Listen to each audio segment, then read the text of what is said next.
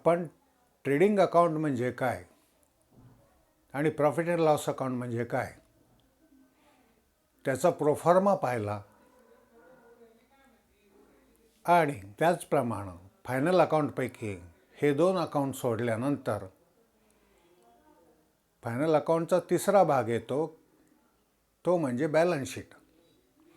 म्हणजे profit and loss trading account तयार केल्यानंतर त्याच्यानंतर प्रॉफिट अँड लॉस तयार करावा लागतो आणि प्रॉफिट अँड लॉस तयार केल्यानंतर बॅलन्स शीट तयार केलं जातं. आता बॅलन्स शीट काय आहे की balance sheet is a statement कशाचं of assets and liability on a particular day. म्हणजे बॅलन्स शीट हे स्टेटमेंट आहे. ते कोणतं स्टेटमेंट की संस्थेच्या फर्मच्या विशिष्ट तारखेला ॲसेटची काय पोझिशन आहे आणि लायबिलिटीची काय पोझिशन आहे हे दाखवतं. आता याच्यावरून तुमच्या लक्षात आलं असेल की balance sheet is not a account. परंतु ट्रेडिंग हे अकाउंट आहे आणि प्रॉफिट अँड लॉस हे देखील अकाउंट आहे. आता आपण बॅलन्स शीटचा प्रोफॉर्मा समजून घेऊया. सुरुवातीला आपण बॅलन्स शीटची ॲसेट साईड समजून घेऊया. ॲसेट्स म्हणजे काय? जिंदगी. आता ही समजून घेऊया. ॲसेट साईडला कोणकोणते घटक येतात, कोणकोणत्या गोष्टी येतात. एक गुडविल. गुडविल म्हणजे कंपनीचं नाव. आता हे ॲसेट आहे, पण हे कोणतं ॲसेट आहे? Fictitious asset. फिक्टिशियस ॲसेट म्हणजे काय? ह्या ॲसेटला तुम्हाला स्पर्श करता येत नाही, परंतु पुस्तकामध्ये ते आपण दाखवू शकतो. कारण कंपनीचं हे नाव हे गुडविल असतं. आता गुडविल म्हटल्यानंतर काय? तर उदाहरणार्थ कॅडबरीज. चॉकलेट्स बरेच प्रकारचे आहेत, परंतु सगळ्यात जास्त खप करणारा कोणता चॉकलेट आहे? कॅडबरी. आता कॅडबरी हे जे आहे हे त्या कंपनीचं नाव आहे आणि त्या नावावर त्या चॉकलेट्सची विक्री ही सगळ्यात जास्त होते. तसंच दुधाचे प्रकार भरपूर आहेत, परंतु सगळ्यात जास्त खपणारं दूध कोणतं? अमूल. आता अमूल खपायचं कारण काय आहे की अमूलचं हे गुडविल तयार झालेलं आहे. तर पहिल्यांदा ॲसेट साईडला आपण घेतो गुडविल. दुसऱ्यांदा काय? Land and building. Land and building हे फिक्स्ड ॲसेट्स आहे, म्हणजे जमीन आणि इमारत. आता याच्यामध्ये काय होतं की जमीन आणि इमारत ही झीज होते, त्यामुळे त्याची जी झालेली झीज वर्षभरातली ती आपण डिप्रिशिएशन म्हणून दाखवतो आणि असं डिप्रिशिएशन हे त्याच्यातनं वजा करतो. त्याला म्हणतात लेस डिप्रिशिएशन. लँड अँड बिल्डिंगमधनं डिप्रिशिएशन वजा करून राहिलेली रक्कम ही आउटर कॉलमला दाखवली जाते. त्याचप्रमाणे प्लांट अँड मशिनरी म्हणजे फॅक्टरीच्या मशिनरी आणि प्लांट ही ॲसेट झाली. ही कोणती ॲसेट झाली? फिक्स्ड ॲसेट झाली. आता याची जी झीज होते वर्षभरातली ती आपण प्लांट अँड मशिनरीच्या किमतीतनं कमी करतो. त्याला म्हणतात लेस डिप्रिशिएशन आणि राहिलेली रक्कम आउटर कॉलमला करतो. असा प्रत्येक ॲसेट्सची ही झीज होत असल्यामुळं डिप्रिशिएशन तयार होतं आणि ते डिप्रिशिएशन प्रत्येक ॲसेट्समधनं वजा केलं जातं. त्याच्यानंतर आलं फर्निचर अँड फिक्स्चर. आता फर्निचर अँड फिक्स्चर्स म्हणजे काय की ऑफिससाठी लागलेलं फर्निचर आणि इतर स्वरूपाचे जे असतात फिक्स्चर्स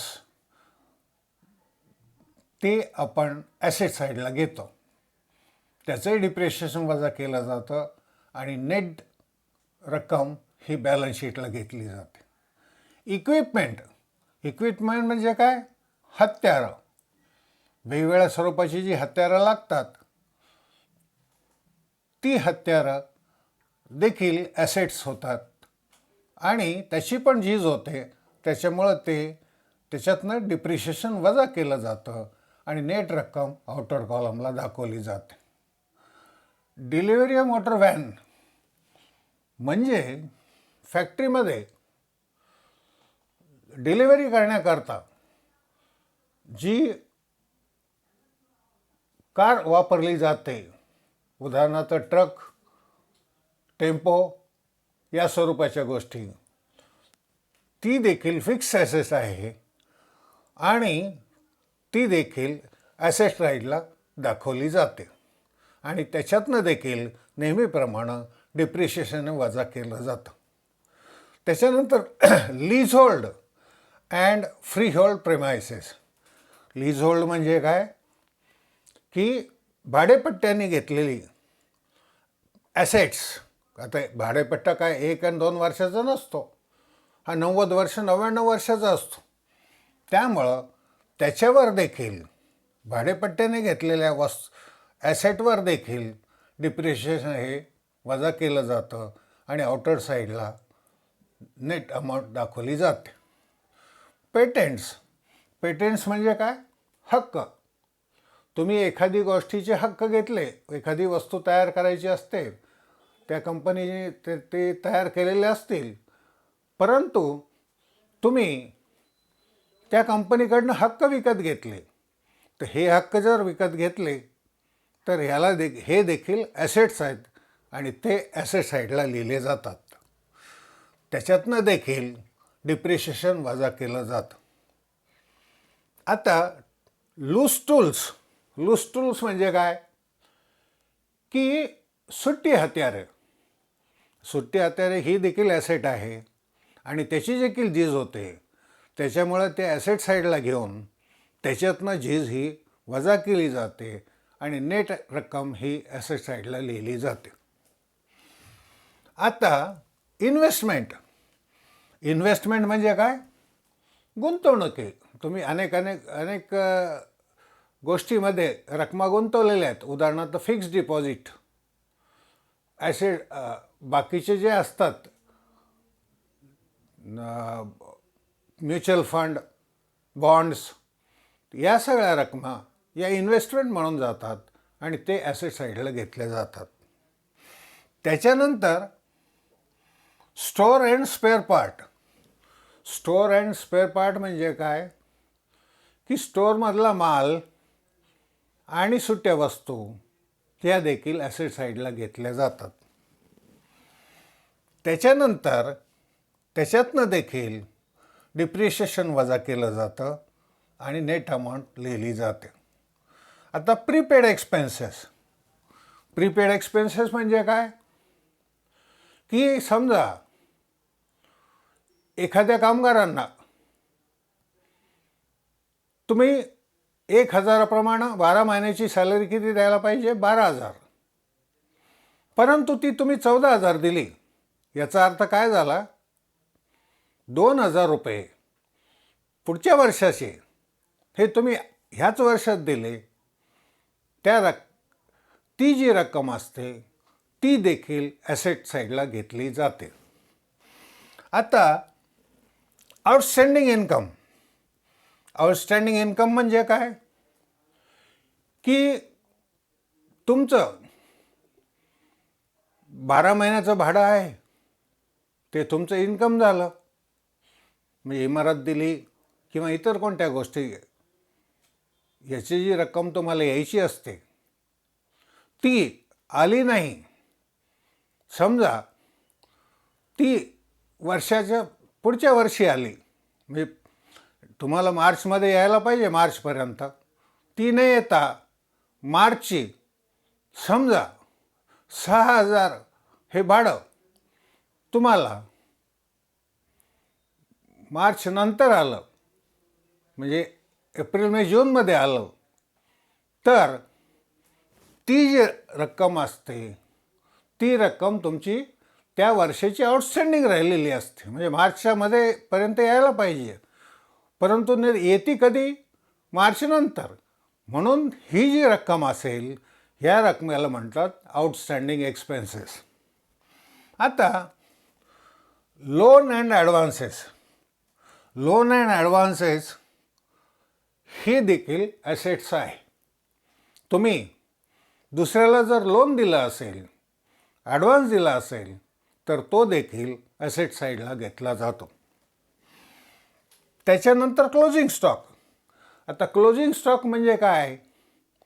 तर वर्षाच्या शेवटी राहिलेला स्टॉक हा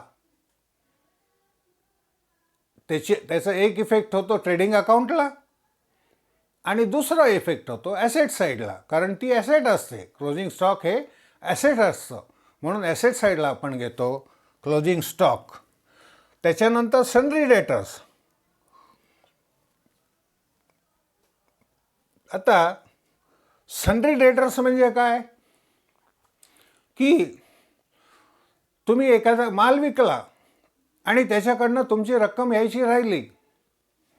असे अनेक तुमचे व्यापारी असतील की ज्यांना तुम्ही माल विकला परंतु त्यांच्याकडनं रक्कम तुम्हाला आली नाही. त्यांनी सांगितलं मी 6 महिन्यांनी देतो, 8 महिन्यांनी देतो, तर त्याला म्हणतात डेटर. आणि हे डेटर जे असतात, हे डेटर देखील तुमची ही ॲसेट असते, म्हणून ॲसेट साईडला घेतलं जातं. आता त्या डेटर्समध्ये जर काही ॲडजस्टमेंट असल्या तर त्या ॲडजस्टमेंट ॲड केल्या जातात. आणि जर व्यापाऱ्याकडनं येणारी रक्कम, डेटरची रक्कम, याच्यापैकी काही रक्कम जर बुडीत होणार असेल हे तुम्हाला कळालं, तर ती रक्कम ही डेटर्समधनं वजा केली जाते आणि त्याला म्हणतात बॅड डेब्ट्स. ह्या कोणत्या? नवीन वर्षाच्या केलेल्या. त्याचप्रमाणे त्याच्यामधनं लेस प्रोव्हिजन फॉर डिस्काउंट ऑन डेटर, म्हणजे तुम्ही डेटर्सवर जर काही रक्कम वसूल करण्याकरता डिस्काउंट दिला असेल तर तो देखील डेटर्समधनं वजा होतो. कारण काय? की तुम्हाला 100 रुपये यायला पाहिजे, परंतु तुम्ही दिला 10% डिस्काउंट, म्हणजे तुम्हाला आली की ते रक्कम 90 रुपये. मग 10 रुपये हे जे आहे हे तुमचा लॉस आहे, म्हणजे एवढे डेटर कमी झाले, म्हणून ते डेटर्समधनं वजा केले जातात. त्याच्यानंतर इन्शुरन्स क्लेम रिसिवेबल. आता तुम्ही काही विमा उतरवलेला असतो, तर तो विमा जर येणं असेल, विम्याची रक्कम जर येणं असेल, तर ती ॲसेट होते आणि ते ॲसेट साईडला घेतलं जातं. आता त्याच्यानंतर cash in hand. Cash in hand म्हणजे तुमचे तिजोरीत शिल्लक असलेले पैसे, ती देखील तुमची ॲसेट झाली. त्याचप्रमाणे तुमची बँकेमध्ये असलेली शिल्लक ही देखील तुमची ॲसेट झाली. त्यामुळं कॅश आणि बँक हे दोन्ही ॲसेट साईडला घेतले जातात. आणि पार्टनर्स करंट अकाउंटचा जो बॅलन्स असतो तो देखील ॲसेट साईडला घेतला जातो. कोणता? Debit balance. अशा रीतीनं हे ॲसेट साईड आपण पूर्णरित्या पाहिली. आता ज्या वेळेला उदाहरण देऊ, ते उदाहरणामध्ये प्रत्येक ॲसेट साईडची ट्रीटमेंट कशी करायची, काय करायची, हे आपण समजून घेऊया. आता ह्याच्यानंतर आपण पाहूया लायबिलिटीज म्हणजे काय. लायबिलिटीज म्हणजे काय? देणं. वेगवेगळ्या प्रकारचं देणं ह्याला म्हणतात लायबिलिटी, आणि ती लायबिलिटी साईडला लिहिली जाते. आता उदाहरणार्थ पहिल्यांदा कॅपिटल अकाउंट. आता कॅपिटल अकाउंट म्हणजे काय? की पार्टनरने ज्या वेळेला फर्म चालू करत असताना भांडवल दिलेलं असतं त्याच्या ठरलेल्या हिश्श्याप्रमाणे, ती भांडवलाची रक्कम जी आलेली असते ते काय तुमचं इन्कम आहे का? नाही. कारण त्याने गुंतवलेलं भांडवल हे काही कालांतरानं तुम्हाला परत द्यावं लागतं, म्हणून ती लायबिलिटी झाली. त्याच्यानंतर partners current account credit balance. Partners current अकाउंटचा जो क्रेडिट बॅलन्स असतो ती देखील लायबिलिटी असते, म्हणून ते लायबिलिटी साईडला घेतलं जातं. त्याच्यानंतर प्रॉफिट अँड लॉस अकाउंट. आता प्रॉफिट अँड लॉस अकाउंटमधला जो बॅलन्स येतो क्रेडिट बॅलन्स, तो देखील लायबिलिटी साईडला घेतला जातो. तो कशा पद्धतीनं घ्यायचा, कधी घेतला जातो, तो आपण उदाहरणामध्ये समजून घेऊया. त्याच्यानंतर लोन ऑन मॉर्गेज, म्हणजे तुम्ही काही वस्तू गहाण ठेवून कर्ज घेतलं तर ते कर्ज तुम्हाला ती वस्तू सोडून घ्यावी लागते, म्हणजे ती रक्कम तुम्हाला द्यावी लागते. म्हणून लोन ऑन मॉर्गेज ही झाली आपली लायबिलिटी किंवा देणं. त्याच्यानंतर बँक लोन. तुम्ही उद्योगधंदा करता, जर बँकेकडनं कर्ज घेतलं, हे कर्ज देखील तुम्हाला परत करावं लागतं, म्हणजे ही देखील तुमची लायबिलिटी झाली, म्हणून तिला आपण लायबिलिटी साईडला घेतो. त्याच्यानंतर लोन फ्रॉम पार्टनर. आता काही वेळेला काही विशिष्ट पार्टनरकडनं ॲडिशनल लोन घेतलं जातं. याचं आपण फिक्स कॅपिटल आणि फ्लक्च्युएटिंग कॅपिटलच्या उदाहरणामध्ये घेतलं. तर हे जे पार्टनरकडनं लोन घेतलं जातं ते देखील तुम्हाला ते परत करावं लागतं, म्हणून ती लायबिलिटी होते. त्याच्यानंतर लोन्स फ्रॉम बिल्स पेएबल.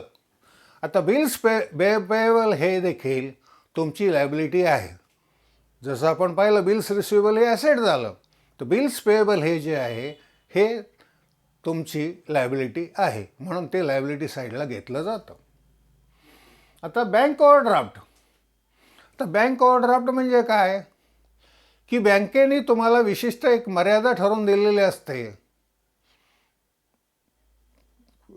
रकमेची, परंतु त्या रकमेपेक्षा जास्त रक्कम ज्या वेळेला तुम्ही उचलून घेता त्याला म्हणतात ओव्हरड्राफ्ट, आणि ओव्हरड्राफ्ट ही देखील लायबिलिटी असते, म्हणून ती लायबिलिटी साईडला घेतली जाते.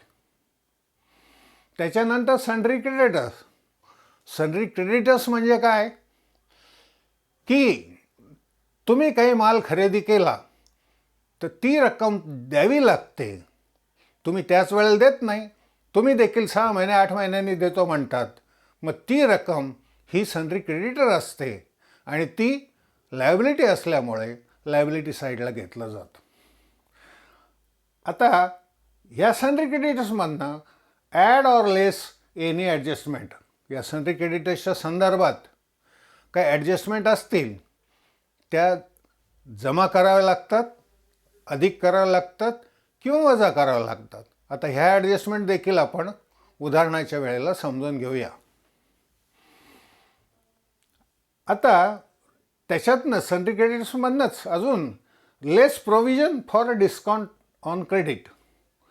Provision for discount on credit म्हणजे क्रेडिटरकडनं जे डिस्काउंट मिळणारी रक्कम असते ती देखील तुमचे क्रेडिटर्स तेवढ्याने कमी होतात, म्हणून ते क्रेडिटर्समधनं वजा केली जाते. त्याला म्हणतात लेस आणि add any other adjustment. Less provision for discount on credit. आता त्याच्यानंतर आउटस्टँडिंग एक्सपेन्सेस. आउटस्टँडिंग एक्सपेन्सेस म्हणजे काय की तुम्ही 12 महिन्याची रक्कम एखाद्याला द्यायला पाहिजे,